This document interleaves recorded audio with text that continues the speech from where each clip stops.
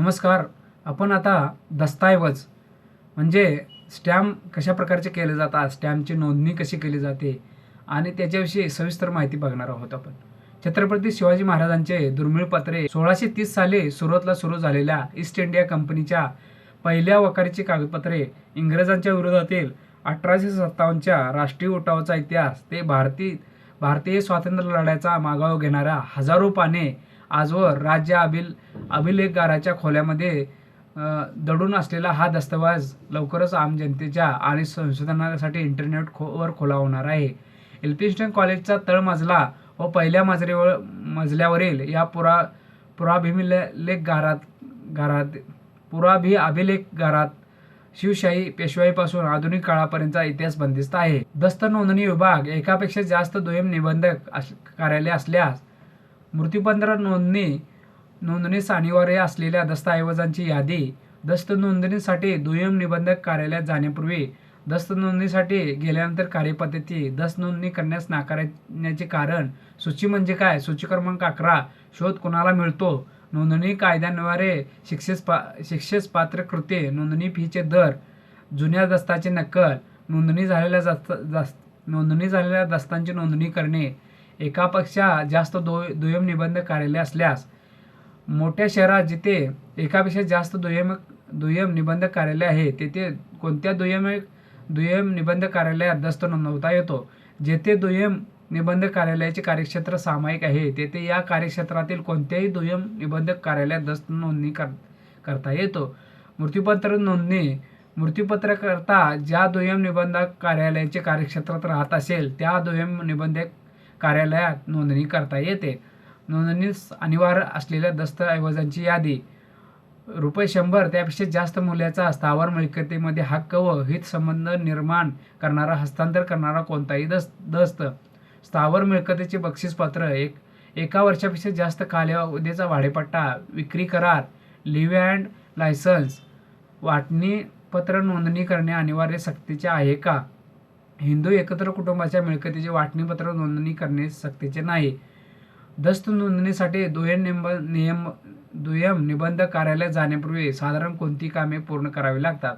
आपला दस्तऐवज तयार करणे, मुद्रांक अधिनियमातील तरतुदीनुसार आवश्यक तेवढे मुद्रांक शुल्क दस्तास लावणे, शुल्क किती व कसे लावावे यासाठी मुद्रांक विषयक माहिती पहा, दस्ताशी संबंधित सर्व पक्षांची दस्त निष्पादित करावा, निष्पादनाच्या वेळी उपस्थित असणाऱ्या 2 साक्षीदारांच्या सह्या दस्तावर घ्याव्यात, दस्त प्रकारानुसार आवश्यक कागदपत्रे दस्तासोबत जोडावीत, दुय्यम निबंधक कार्यालयात दस्त नोंदणीची वेळ बुक करावी. मोठ्या शहरातील कार्यालयासाठी ऑनलाईन टोकन बुकिंग ई-टिफिन ही सुविधा www.igrmaharashtra.government.in या संकेतस्थळावर उपलब्ध आहे.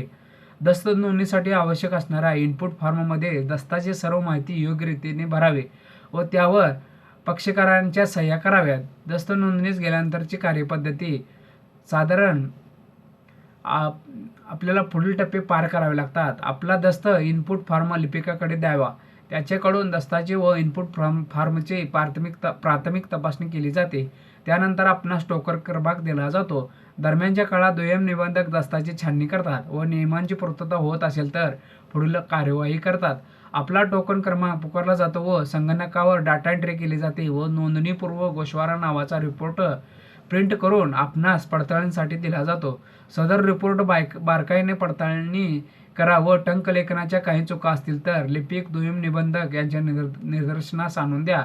ही कार्यवाही पूर्ण झाल्यानंतर दुय्यम निबंधक दस्त नोंदणीसाठी स्वीकारतात व विहित नोंदणी फी स्वीकारून त्याची पावती देतात. त्यानंतर दस्त निष्पादक पक्षकारांचा कबुली जबाब घेतला जातो. त्यामध्ये पक्षकाराचे छायाचित्रण व अंगठ्याचे ठसे संगणकाद्वारे घेतले जातात. तसेच समरी रिपोर्टवर सह्या घेतल्या जातात. सदर पक्षकाराची ओळख पटवण्यासाठी आवश्यक ती चौकशी दुय्यम निबंधक करतात. त्यामध्ये पक्षकाराचे ओळखपत्रे तपासणे व त्या पक्षकारांना ओळखणाऱ्या व्यक्तीची ओळखपत्रे तपासून त्याच्याही सह्या गोषवारा घेणे इत्यादी कार्यवाही केली जाते. सर्व कार्यवाही पूर्ण झाल्यानंतर दुय्यम निबंधक दस्त नोंदणी करतात.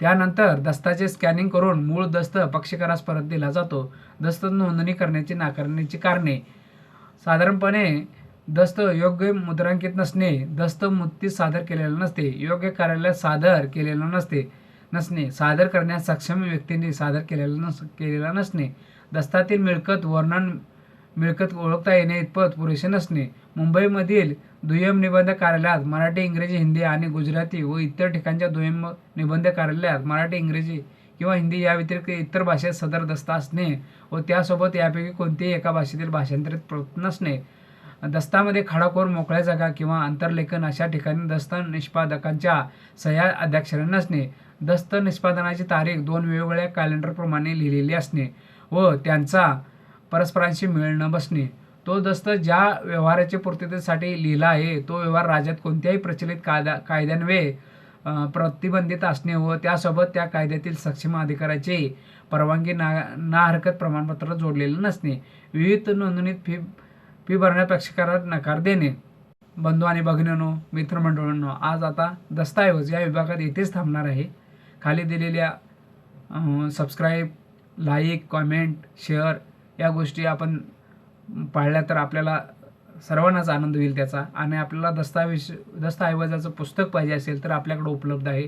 धन्यवाद.